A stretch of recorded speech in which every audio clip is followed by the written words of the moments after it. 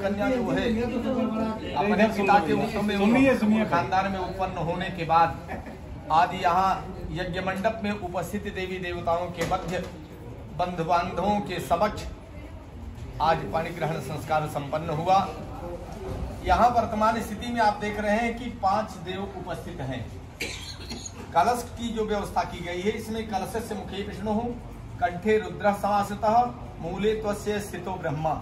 ब्रह्मा विष्णु महेश इन तीनों का आवाहन इस कलश में होता है और प्रत्यक्ष रूप से विराजमान अग्निदेव एवं आकाश मंडल में उपस्थित ध्रुवतारा, ये पांचों जो है इस दाम्पत्य सूत्र बंधन के साक्षी हैं।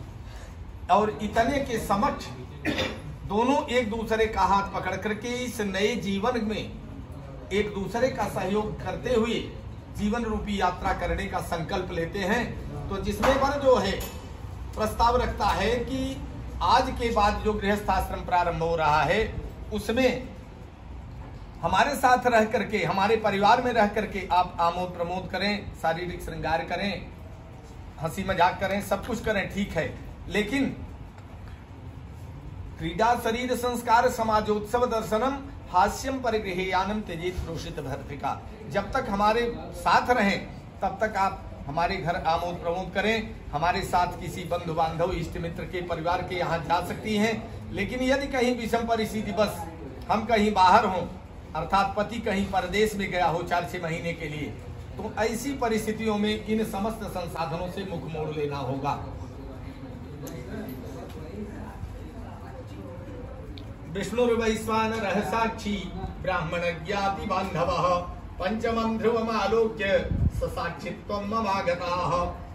आज यहाँ हमारे तुम्हारे बीच जो दाम्पत्य सूत्र बंधन का संकल्प हुआ है, पाणी ग्रहण संस्कार का जो संकल्प हुआ है, ये पांचों देव यज्ञ मंडप में उपस्थित पंच देवता जो हैं इस दाम्पत्य सूत्र बंधन के साक्षी हैं। और इनके समक्ष प्रतिज्ञा हम लोगों को लेना चाहिए कि दोनों एक दूसरे का हाथ पकड़ करके आजीवन निर्वहन करने का संकल्प लें।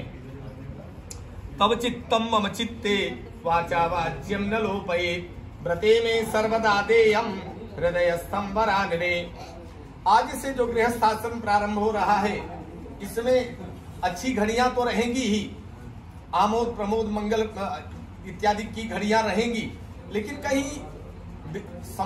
समय बस जल जो है न तो उसकी कोई स्थिति होती है न जीवन की कोई स्थिति होती है। जल और जीवन दोनों तरंगवत होता है, इसमें उतार चढ़ाव लगा होता है। तो कभी विषम परिस्थिति बस हमारे परिवार में कहीं कोई छोटा मोटा अभाव रहा या कोई छोटी मोटी आपसी बात रही, तो उसमें छोटी बात को लेकर के हमारे आपके बीच में कोई विवाद नहीं होना चाहिए। तव चित्तम मम चित्ते वाचा वाच्यम न लोपयेत्, छोटी मोटी बात को लेकर के हमारे आपके बीच तू मैं नहीं होना चाहिए। अगर कहीं कोई ऐसी परिस्थिति आती है तो उसे विचार विमर्श के माध्यम से उन समस्त समस्याओं का समाधान कर लिया जाए और विवाद की स्थिति न बने, परिवार में मधुरता बनी रहनी चाहिए। मम तुष्टिश्च कर्तव्या बंधूनां भक्तिरादरात्, ममाज्ञा परिपाल्येषा पातिव्रत परायणे। पतिव्रता स्त्रियों के लिए पति जो है सबसे महत्वपूर्ण होता है, ईश्वर के तुल्य होता है, पूजनीय होता है, वंदनीय होता है। लेकिन आज यज्ञ मंडप पे उपस्थित देवी देवताओं के मध्य जो है वर प्रस्ताव रखता है कि हमारे साथ साथ हमारे परिवार के अन्य जो सदस्य हैं, मम तुष्टिश्च कर्तव्या बंधूनां भक्तिमादरात्, हमारे परिवार में जो भाई हैं, माता हैं, पिता हैं या परिवार के अन्य जो ज्येष्ठ सदस्य हैं या हमसे छोटे सदस्य जो हैं, उनको समय समय पर भोजन जलपान इत्यादि दे करके समय समय पर उनकी सेवा शुश्रूषा करते हुए उनको संतुष्ट रखते हुए हमें संतुष्ट रखें, तो आप हमारी वामांगिनी हो सकती है। बिना पत्नी कथम धर्मः आश्रमाणां प्रवर्तते, तस्मात् त्वं मम विश्वस्ता भव वामांगगामिनी। यह गृहस्थाश्रम जो है यह ऐसी पवित्र यात्रा है कि बगैर धर्म भार्या की यह संभव नहीं है। बिना पाणिगृहीति भार्या धर्म भार्या का साथ रहते हुए यह यात्रा संभव नहीं है। इसलिए विश्वास पात्र धर्म भार्या बन करके हमारी वामांगिनी होकर के इस गृहस्थाश्रम को संपन्न करो। और अंतिम वाक्य जो है वर प्रस्ताव करता है कि मदीय चित्तानुगतस्य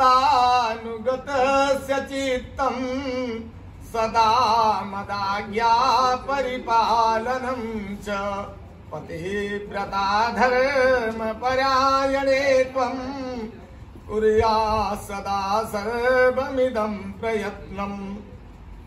आदि से जो गृहस्थाश्रम प्रारंभ हो रहा है, इसमें आजीवन मेरे चित्त के अनुकूल अपना चित्त रखना होगा और सदा मदाज्ञा परिपालनम च, आजीवन पति की आज्ञा का पालन करना होगा और पातिव्रत्य धर्म का निर्वहन करती हुई यदि गृहस्थाश्रम का पालन करती हैं तो पति भी आपकी समस्त शर्तों को स्वीकार करने के लिए तत्पर होगा।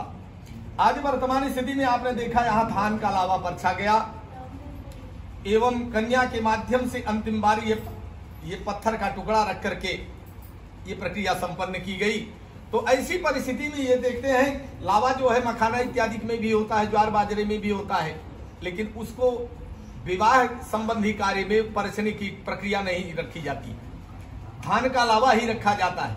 ये आपस में एक दूसरे के प्रति उपस्थित देवी देवताओं के मध्य मुख प्रश्न है। वर जो है प्रस्ताव रखता है कि मान लीजिए मेरा जीवन धान जैसा है और इस जीवन यात्रा में कहीं मैं तहती बालू जैसी विपत्ति में मैं फंस गया, तो ऐसी परिस्थिति में आपका रोल क्या होगा।